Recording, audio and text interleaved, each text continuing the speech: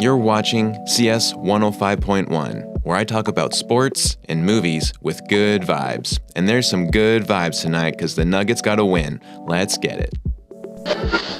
I couldn't do this podcast without my amazing equipment, so I'd like to give a shout out to Røde for the Røde Pod Mic USB, as well as Insta360 for the webcam link that I'm using, as well as Nanlite for all of the studio lighting that I have here. How's it going, everyone, and welcome. I'm CS Chandler, here for another take of Nuggets basketball.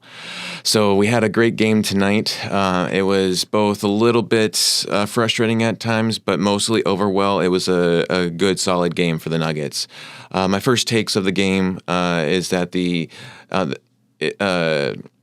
I did call it last night with the Jamal concussion issue that he was going to be out and that they would let Westbrook start in his place, which I would say was actually probably not such a great call to make. I probably would have put Julian Strawther, but I kind of understand why Malone kept Julian Strawther on the bench part to try to, strengthen them. I think I might have would have flipped it, though.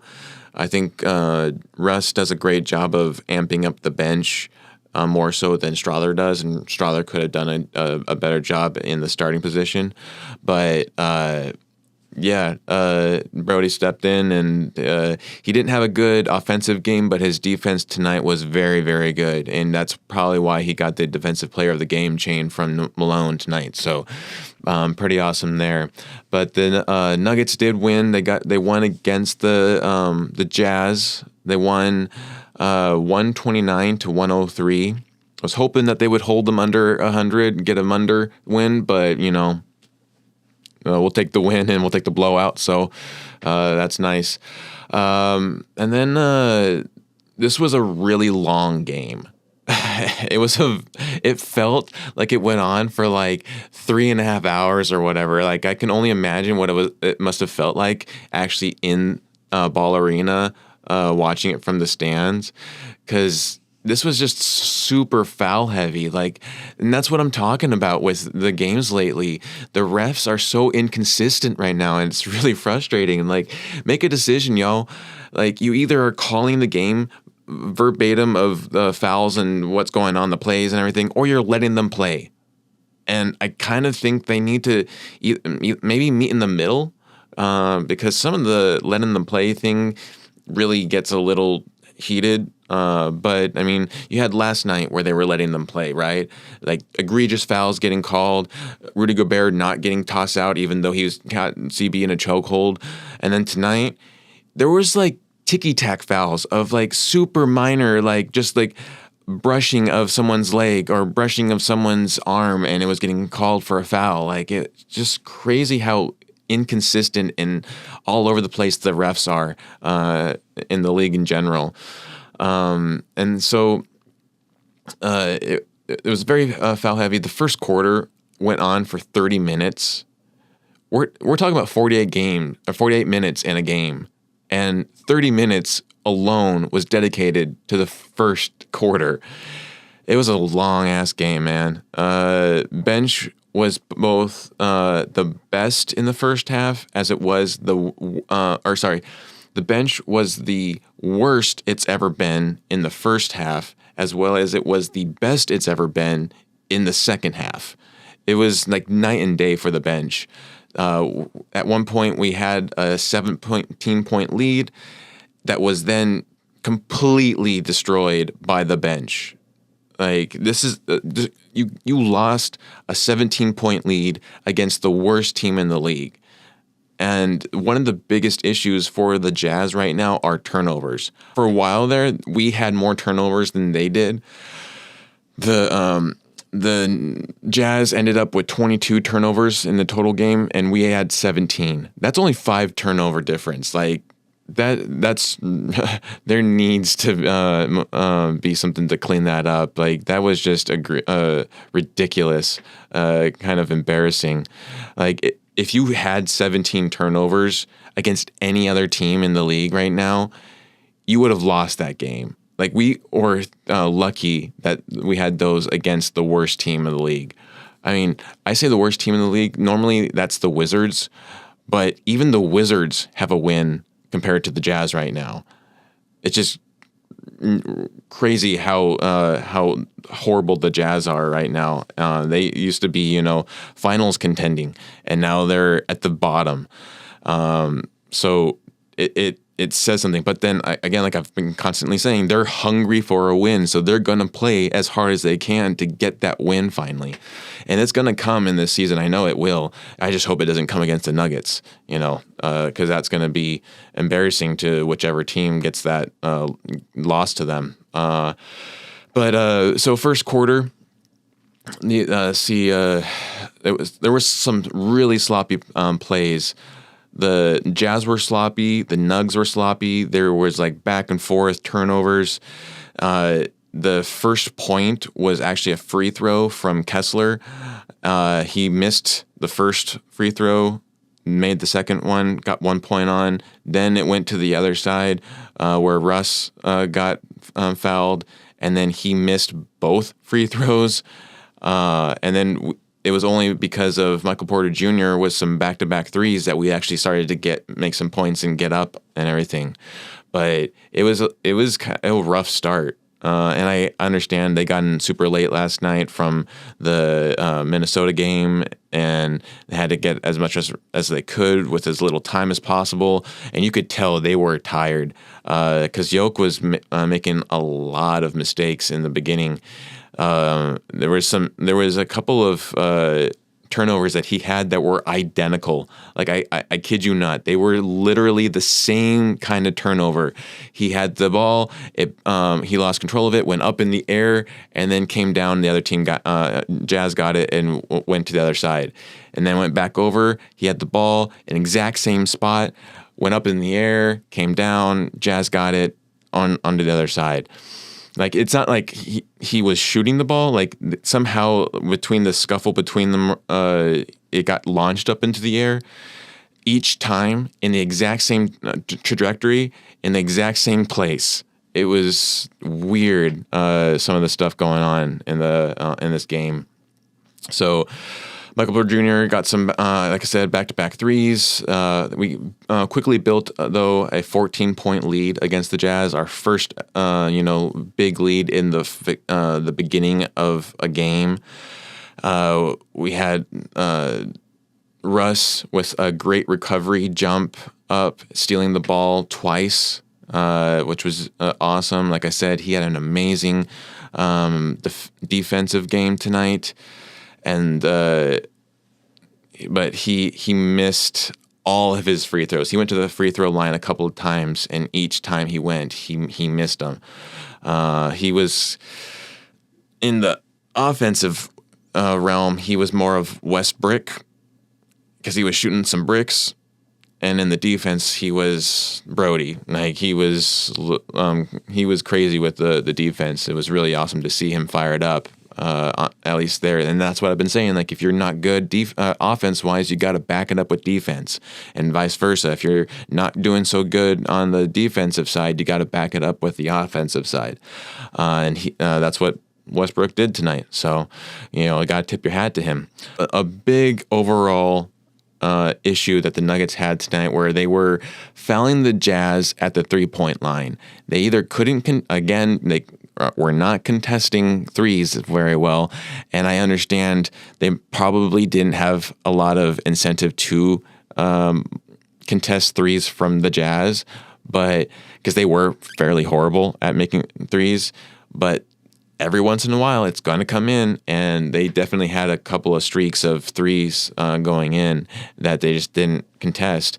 And then when they did contest, they would get a foul, so they weren't contesting correctly. They kept on fouling people, and the first one was Jokić, who he fouled. I forget which player on the Jazz it was, but the guy shot the ball and it missed, and had Jokić not fouled him, it would have just been a turnover, but he fouled him, brought him to the 3-point line, and he made all threes. That same player then got fouled again. I think it was by Westbrook or AG. I feel like sent to the free throw line, missed the original basket sent to the free throw line made each one. And so it's like you're just giving them a hand at this point. Then we got the reserves to come in, and DeAndre Jordan finally played a game, and the entire audience at Ball Arena was giving him a standing ovation, which I kind of feel they love DJ, but I think more than anything, they're just happy that Sarge wasn't coming out, because Sarge didn't play at all at this game, and thank God he didn't, because it actually showed that our bench played a little better without him. And like I've said before, I want him to be good, and so I hope that he, continues, to get comfortable with the team and everything, to get more minutes and to show that he can actually make a huge impact when Jokić isn't on the floor or any of the other starters aren't on the floor. Like, he can, control the ball and the game a little bit more from his end. But DJ comes in, audience cheers. So it was 14 points. They started losing it, and then they got it back up to 17 thanks to Julian Strawther, who had a good night tonight. And then the turnover started plaguing the Nuggets, and they got turnover after turnover. There was even, and this is all of the reserves playing at this point. Like, I don't think there was any starters. And there was an inbound. I don't even remember now who threw the inbound. I think it might have been Westbrook. He was inbounding the ball. He threw it. Basically, I don't know who he was throwing it to, but he threw it, and it went all the way over to the other side, out of bounds, causing a turnover. Just stupid shit like that. I don't know why you're going to do that against, like, it's almost like they're slacking off a little bit, like they're not taking the Jazz seriously enough, and so they feel like they don't have to play their A game. But I would rather them play their A game and show other teams that they are playing well. This kind of didn't really send any kind of message to the rest of the league other than, okay, yeah, they're going to win. They should win, but they're not really a challenge. And that's kind of how the rest of the league kind of sees the Nuggets right now. They don't see them as really a challenge. They see Jokić as a challenge, but not really anyone else. And so that message needs to be sent that we're still very much in this. But we're not doing that by losing a 17-point lead to the Jazz. And so then the Nuggets did win the first quarter, 26-37. So we were still in double digits, but 11 points up. And then second quarter comes over, turnovers again, plaguing the Nuggets. Despite the Jazz also turning over the ball, the Nuggets just were getting outplayed by the Jazz.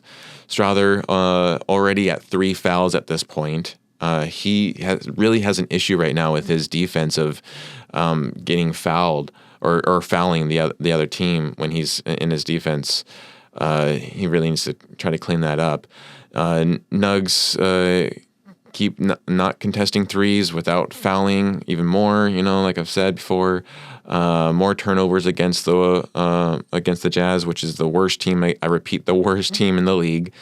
And then Jokić and the rest of the starters are then brought in. Like, you saw literally on Malone's face, he was fed up and he was tired of how the bench was playing. And so he brought his starters back in. And of course, Jokić was the first one because he started trickling them back and he didn't bring them all back at once. But Jokić was like one of the first ones to come in. And per usual, Jokić style, he comes in, saves the Nuggets, and got the lead back up. And he had this amazing inbound pass to Michael Porter Jr., who shot for a 3. It was beautiful. And then, again, more ticky-tack fouls getting called. Hunter Tyson gets a tech for just a brush of a push against, against Keontae George. That's right. And if you remember last night, Gobert got a technical foul for what they were calling a push. That push was not the same as Hunter's push tonight. Like Hunter was so much less force on it. And for some reason, the refs tonight felt it needed a technical foul. It was stupid. It's not equal at all. There's not consistency. And at this point, the Nuggets actually have more turnovers now than the Jazz did. AG fouls Eubanks at the 3-point line, causing and actually Eubanks made that bucket, and then makes the and one for a 4-point play.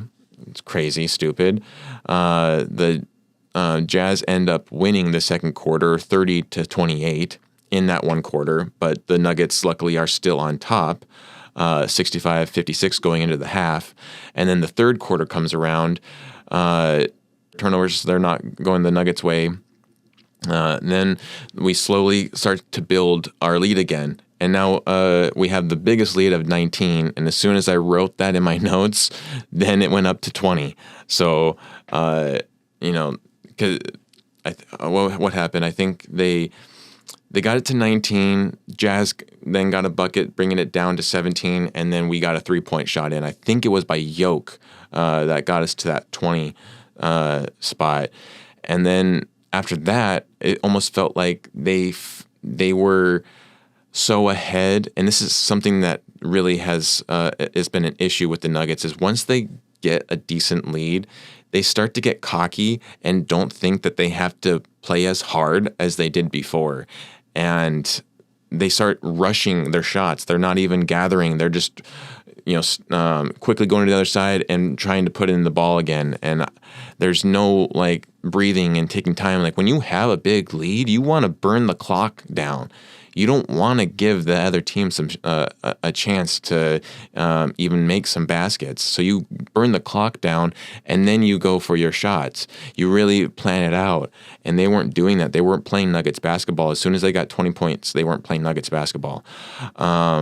But then we have another awesome pass from Jokić to CB for a 3-point shot. CB misses it, but Jokić is there for the rebound. And there's stuff like that plays like that I want to see more of, like just sticking with the play. Yeah, it's not going to go in, but you're there to rebound it for a second chance point. And I believe after that, it was actually knocked out of bounds by like Eubanks or whatever, but we still got the bucket, or we got the ball still, possession, and then and when we inbounded it, we got a bucket out of that, brought it up to 22, and then Westbrook again was shooting horribly, but he came in for a couple more great steals, and at the end of the third, we win the third 34-19. So you could see just how much of a tear the starters went through with the Jazz in the third quarter. A huge lead there. And then the fourth quarter, we get a 25-point lead, which fluctuates between 25 and 20. And DJ with a strong and one. So he kept on trying to put the basket up, and it wasn't going his way. And then finally, he gets fouled, but he tossed the ball up. And so, like when he was originally trying to get the ball up, it should have it was just like little bunny hops. It should have gone in, and for some reason, it wasn't going in. He wasn't getting it in. And then when he's getting fouled in a very awkward position, he managed to throw it up and get it in.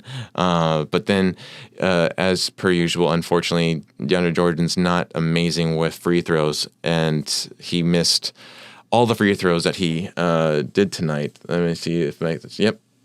He had 2 free throws, 2 and 1 opportunities. Each one missed them both. So, but he did get us the bucket, and he has gotten some major rebounds as well. He almost got a double-double, which was awesome. And then the one big thing I noticed was that the Nuggets weren't boxing out the Jazz to get the rebounds. And it allowed the Jazz to consistently get the rebounds, whether it was offensive rebounds or defensive rebounds. They just weren't boxing them out. But luckily we were good enough to either get a steal or get a block to then get a turnover. And that's kind of where we relied more on to get our points, is from turnovers rather than rebounding.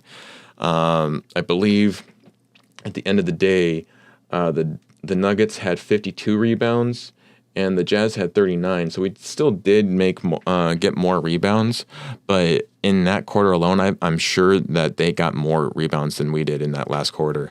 Because then we did build up a big enough lead that then they brought in the entire second and third units to play, and the starters just sat down and watched the entire game for the fourth quarter.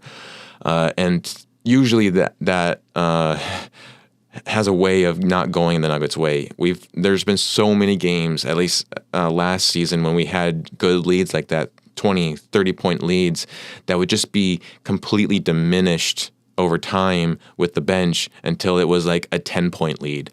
And so luckily this one, we were playing such a bad team that they managed to get a couple points here and there, but overall we were able to sustain our lead. And then there was a moment there where Westbrook actually finally got a bucket, but then DJ had to goaltend. And so they wouldn't call it, and which really sucked. I was like really looking forward to Westbrook getting some points and everything. And at the end of the day, he had 5 points, which is not great. But like I said, he showed up for the defense. So we won the fourth quarter, 30-28. So that was a decent win for a quarter. And then overall, again, we won by 26, 129-130. Let's look at the stats here. So we got Michael Porter Jr. for 20 points, 5 rebounds, 2 assists. He was 7 for 12 in field goals, 4 for 6 in 3 points, 2 for 2 in free throws. So overall, other than DeAndre Jordan and Westbrook, who both missed all of their free throws, everyone else who went to the free throw line tonight all made their shots. And had those two made their shots, we would have had 100% with our free throws. Like, I don't recall the Nuggets ever doing that well in free throws, so that's really awesome to see. And so then MPJ had 0 turnovers. He was one of the few who had 0 turnovers tonight. He had 1 personal foul. So MPJ actually, to me, had one of the best nights tonight. He was really good. He showed up. And then we have AG, who, if we recall, last night went off and had an amazing game.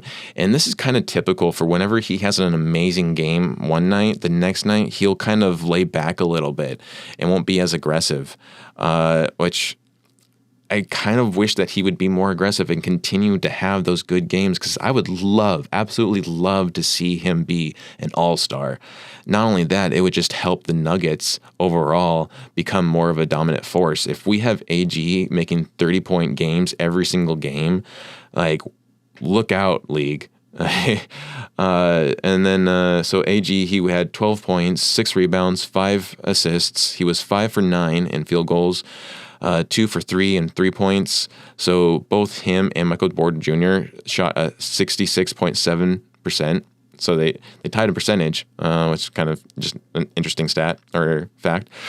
He had 0 turnovers as well. So he was one of the few as well to have 0 turnovers. But he did have 2 personal fouls, which isn't horrible. Then we have our MP3 or MV3, Nikola Jokić, with 27 points. He was the leading scorer tonight. And just a quick fact before I even go off his is that the Jazz, no one on the Jazz's roster tonight broke 20. So that's pretty awesome to have them down, hold them down so that no one else can break 20. But Jokić had 27. He had 16 points. So he actually had a soundboard double-double because he had 9 assists. He was 1 assist away from a triple-double, and he's been averaging triple-doubles. So that's just a monster game. Like I said before, he had kind of a rough start, but then he got really fed up. There was a couple of plays where you could see his frustration, and I was really hoping he wouldn't get a tech.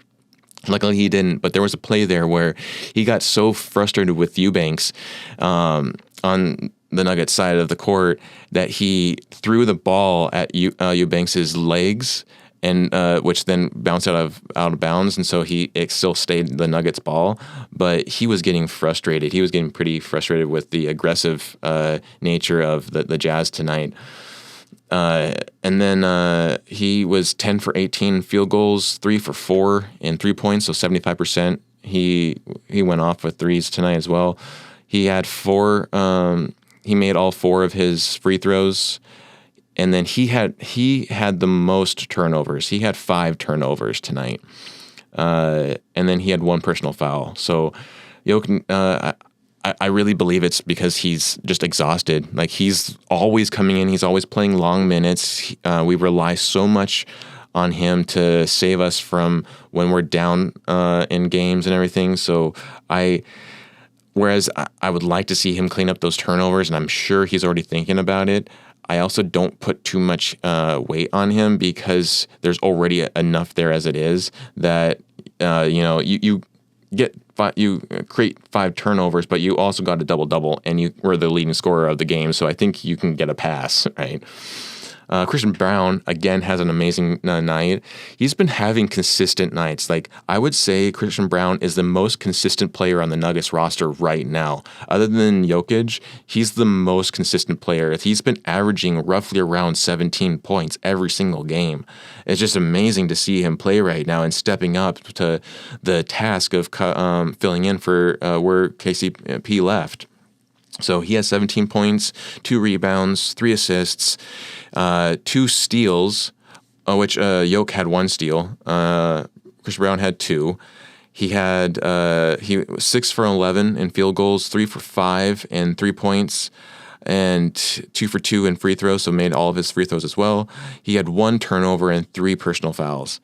Westbrook had 5 points, 3 rebounds, and then 7 assists, 5 steals. He had the most steals, which is why he got the defensive player of the game chain.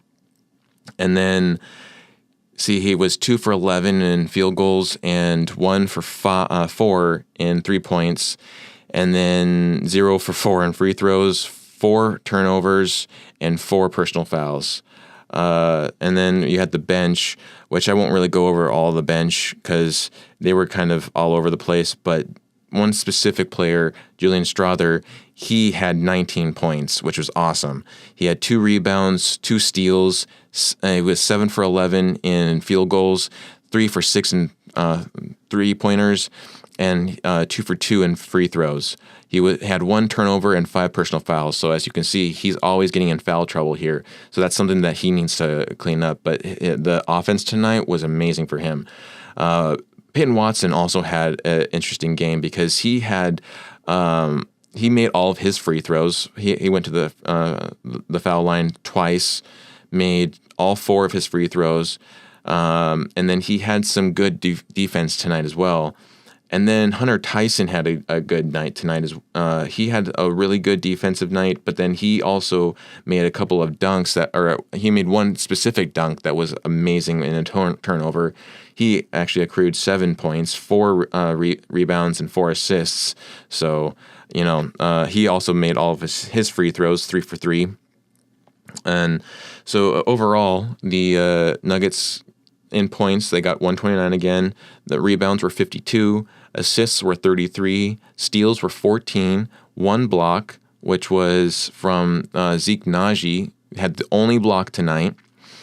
And it was really good, actually. It's so weird how last season we just were so fed up with Zeke Naji, and then as soon as we get Sarge on the Nuggets, we're like, okay, he's going to really be we finally have a good backup center. And now we see Sarge not playing well, and we revert back to saying, let's play Zeke because we can't be any worse.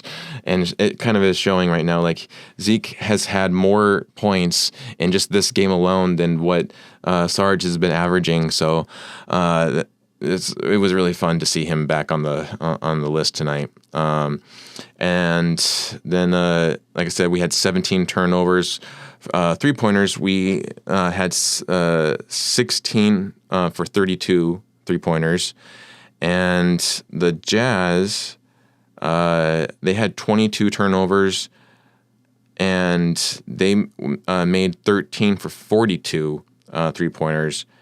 And then they had 24 assists, 39 rebounds. So, yeah, a really good night for the Nuggets, and a really good night for the Nuggets bench to finally get Malone to be able to see how deep into his bench he can go, what they can give him, what the kind of different plays he can make, what kind of different matchups he can make and everything. I think this was more of like an experimental game for Malone than anything, because he was finally able to move around the bench a little bit and see what different matchups he could do. And so that's the one big perk, playing a team that is statistically one of the worst teams in the league. So now we're back to 3-3, 3 wins, 3 losses, and we're back to, I think, a 500 team. And hopefully we build up on this. We have the Raptors on Monday, and so hopefully we will get another win from them. The big one, though, is the Thunder come back on Wednesday, and I really hope that we get a win against them. We desperately need a win against the Thunder specifically, because so far all of our wins, the 3 wins that we have been against all sub 500 teams. We need to get a win against a big team, and to get a win against the Thunder would send a huge message that we're not going away. So I think that we're almost there. I think that if we play this next game right, and we're in this, all the guys are locked in when we go into Wednesday, I think we can take on the Thunder, and hopefully, if nothing else, not have a huge blowout loss to them. So I think the overall takeaway from this game is that it allowed the Nuggets to kind of get a little bit more freedom. And it was frustrating. There was a lot of fouls and everything called, but you didn't have Jamal Murray on there, who is a huge help to our defense. It kind of helps the pacing of the game.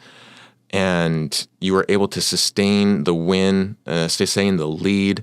And so it was nice to see that from the Nuggets. This was the closest that we've seen to the dominant Nuggets of last season that we have ever seen so far in this season. So I know we're only 6 games in. We got our 7th coming up here on Monday. So let's hope that they stay locked in, and let's get that sweep against the Toronto Raptors and move on to a much bigger opponent and force in the Thunder. And that's all I got for this episode. I hope you enjoyed it. If you did, please give it a like and subscribe.